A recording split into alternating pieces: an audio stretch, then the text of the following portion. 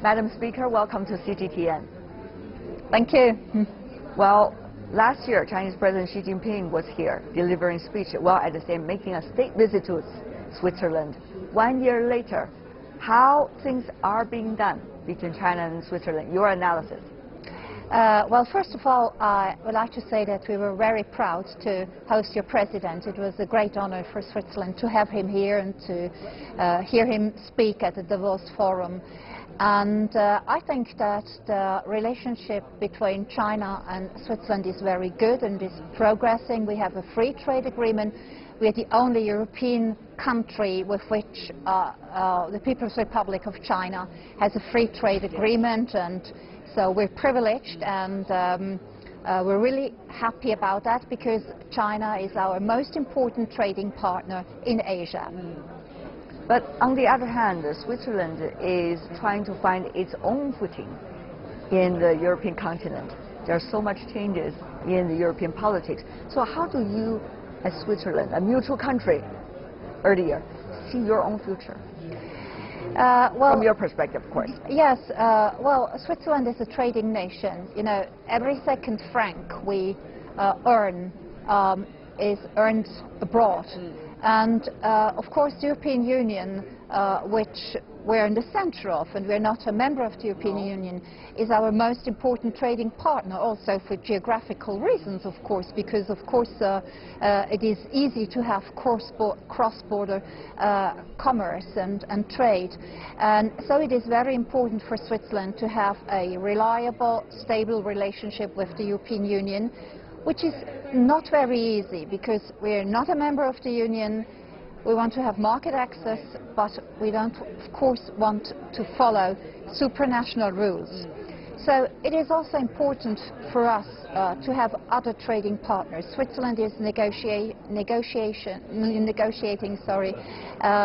several free trade agreements within the EFTA framework, so with other countries that are not member of the European Union, and especially with South America, also with Vietnam, and so to diversify. To diversify. But we must admit that our most important trading partner, of course, as I said, as we're in the middle of Europe, is the European Union. But the rise of nationalism, populism, this is something we all know inside Europe.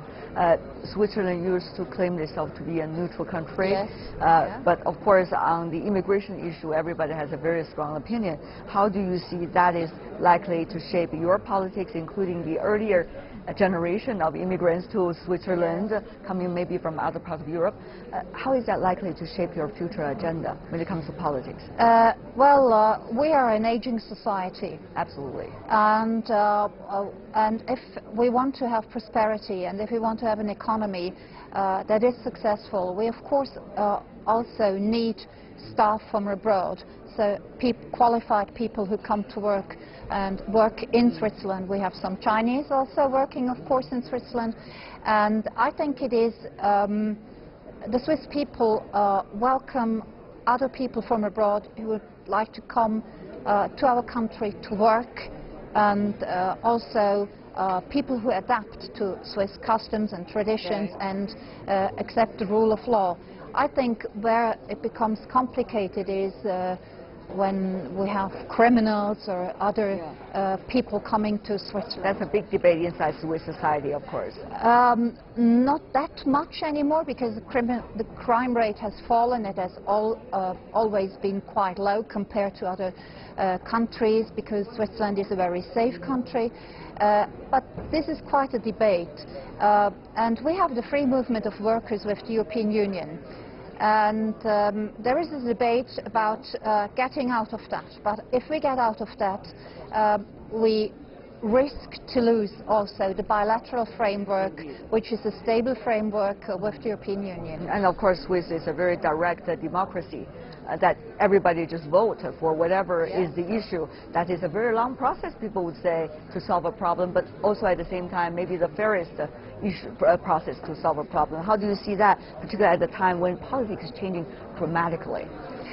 Yes, but you know, the Swiss people are accustomed to that. They have the tradition of direct democracy. Yes. It is very difficult in a country to say once in a lifetime to your people, now you, in a referendum, now you vote on that or that question. But the Swiss people, they're really used to that. They have the tradition. You know, we have about 3 or 4 referendum every year. Yes. And sometimes on several subjects the same day, you know, 5, 7, maybe I've even heard from 8 Swiss subjects. friends, they Yes. try to study a lot in order to know how to vote. And there is a big public debate, and I think that the Swiss people are very mature. You know, they you know, we have a referendum, for instance, for a 6-week paid holiday, and they didn't accept that, you know, because they knew that the economy couldn't afford it. Or also a referendum on a minimum wage of 4,000 francs a month, and people rejected that. And I think in other countries probably they would have adopted. Now you talk about the tax reform, right? No, not yet, but we're going to have a tax reform, and the first one was rejected by the people, so we have to do better. And all the political parties have to sit together and to find a consensus on that, so that the majority of the Swiss people will accept it. Yeah. Switzerland used to be a safe haven, people say, but of course there are a lot of different arguments against that, but for that, both inside your country and outside. How do you see the possibility of continuity of that in the future? This, of course, is related also to the tax issue. Well, I guess, and I think, and from what I hear abroad, is also that Switzerland is still highly appreciated. You know, we the Swiss, we tend to criticize things and we want to do better maybe, but also when I'm in China, for instance, I feel I see and hear high respect for our country. By the way, it is mutual, but I think that our country, with its structure, the direct democracy, the reliability and so on, the rule of law, is highly respected in the international community. Yes, indeed. Donald Trump is here at the World Economic Forum. Of course, he's more than a controversial figure when it comes to a politician. What is your opinion as a speaker from Switzerland? I think that most of the people in Switzerland would welcome him, and I think they're also proud that he's here, because, you know, we have an open tradition. We talk to everyone. We have a tradition of dialogue and exchange, and of course for the region here, for the tourism, as it was with the visit of your president, it is of course, I would say, it's quite a good action to have, and of course it is also interesting to hear him speak here at the World Economic Forum about his policy, what he intends to do, because I think this will be important for the business community to hear the messages. World Economic Forum has become such a big platform for the world, and some say, is it still Swiss?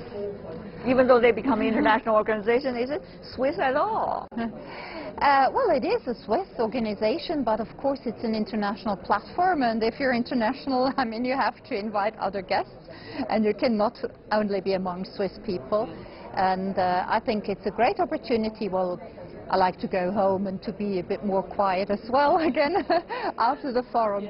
But it's very interesting to really see a lot of people here from all over the world. And by the way, the participation from Asia is very important, and also shows how important the economies in different Asian countries are. Okay. Madam Speaker, what a pleasure seeing you here at the World Economic Forum. Hope to see you in the future years. Thank you. Thank you so much for being with us.